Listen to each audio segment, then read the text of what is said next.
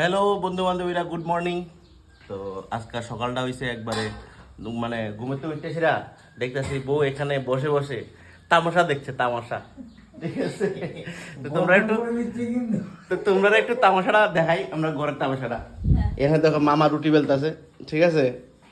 মামা আইছে ঘামাইয়া ছাতির দ্বারা নামাইয়া। ছাতির নিচে গামছা দেখো মামা তামসা।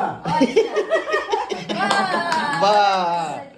তো এখন কথা হইছে বউ দেখো এখানে বসে বসে তামসা খাপ দেখছে, পাইতে রইছে, ঠিক আছে, মানে খাপ পাইতে রয়েছে। ওই আর বরাবর। এখানে মামা হইছে মানে রুটি বেলেন না, আর রুটিটি খুব সুন্দরই বানাইতেছে, ঠিক আছে, গুলগুল, একদম একদম গুলগুল। গুল গুল করে বানাইতেছে।